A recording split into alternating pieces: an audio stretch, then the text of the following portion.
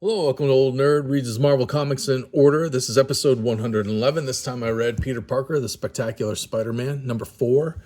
Cover date, 1976, March. March 1977. Copyright 1976. This copy is pretty decent. Let me get this Americano out of the way first with a sip. This copy is in pretty nice shape. Not great, but it's probably very fine. Minus. It's not great, but it sure isn't bad. I was going to look up who did this cover. I don't recognize this artist. Who recognizes this artist? Papa Rick, do you know who this is? I do not recognize this artist. It's not Sal Buscema. I'm pretty sure it's not Sal Buscema. Maybe it is. Maybe. I don't know. But Sal Buscema is back as the penciler again, but now we've got another new writer. This is the 4th issue, and Archie Goodwin is now the writer. Archie Goodwin is now the 4th writer on Spectacular Spider-Man, and the title is only 4 issues in. So it started off, issue 1 and 2 were written by Jerry Conway. Last issue, issue 3, was it maybe, yeah, Jerry Conway only did the plot, but the issue was actually scripted by Jim Shooter. And then you got Archie Goodwin here, and this is the first part of a 2-parter. Archie Goodwin's going to write this in the next issue. Then I think Jerry Conway comes back for 1 issue, and then I think Archie Goodwin comes back for another 2-parter, and then Bill Mantlo ends up on the title. So this, even though this title's been very good, doesn't quite have its feet under it as far as the writing department goes. But this is a 2-parter with the Vulture as the villain. This is a great splash page. Look at this. Sal Buscema with Mike Esposito. This is Joe Knuckles. He's a mafia guy, a mob guy, a tough guy, muscle for hire kind of guy. And the Vulture is coming after him. And the guy's terrified. The Vulture swoops him up and flies right over Peter Parker's apartment, screaming. Wakes Pete up. Pete looks out, nothing going on out on the street. Meanwhile, the Vulture's carrying off Joe Knuckles up there above his head. It's interesting his spider sense didn't go off. I don't know. Maybe. I mean, he wasn't in direct danger, but just being that it's the Vulture, an old villain from his rogues gallery, you'd think his spider sense would have tingled a little bit. Maybe that's what woke him up, but it just doesn't say in the story. I don't know. But yeah, Joe Knuckles gets tossed into the Hudson River by the Vulture. Now, why did the Vulture do that? That's awfully mean, just picking on poor Joe Knuckles that way. But here we get an explanation as to why. Here's Joe Knuckles after he gets fished out of the Hudson, and he is talking to this mob boss. And his name is Morgan. Gangster Chief, maybe, is his villain name. I guess he was in Captain America not long ago. Issue 183 wouldn't be that long ago. See right there. Morgan last appeared in Captain America 183. That would have been like maybe a year or 2 ago from when this issue came out. So I don't remember this character, but apparently he's a maybe a C-list villain from the Marvel Universe. But in the pages of The Amazing Spider-Man, Hammerhead and the Kingpin are gone, leaving a massive hole in the leadership of the criminal underworld, the mafia of New York City. So this Morgan character, Gangster Chief, he is going to try and take over. And Joe Knuckles, who works for Morgan, was shaking down some store owners and shook down the wrong store owner. The Vulture has a little repair shop, and this guy went in there thinking he was going to shake down this little old man who has a repair shop, and turns out that he took on the Vulture, so that's why he got tossed in the Hudson River.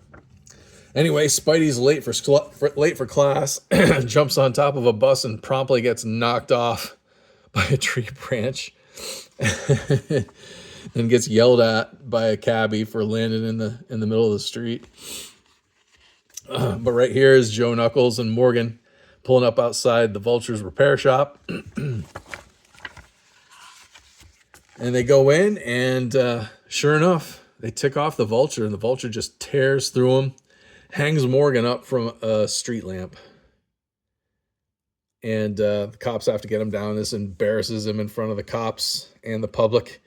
So he is going to get his revenge on the Vulture. We probably won't see that this issue, though. And then Pete, he falls asleep in class at Empire State University in his physics class, or one of his science classes anyway. He forgot to turn on the Bunsen burner for his lab. Come on, Pete, pull it together. On his way home from school, he stops back past this Vietnamese restaurant, was it? That Flash Thompson and he and Gloria, what is Pete's supermodel neighbor's name? It's not, is it Gloria? I forget her name. Anyway, they stopped there last issue to eat, and this waitress, Shashan, showed up, and Flash Thompson, he's a Vietnam War vet. Somehow he knows her, and when she saw him, she ran out of the restaurant crying. So Pete just stopped in to say hi, check on her, and he's told by the owner of the restaurant that nobody named Shashan works here, so beat it. And in the background, we see that there she is. That's the same waitress, Shashan, from last issue, but Pete don't know that.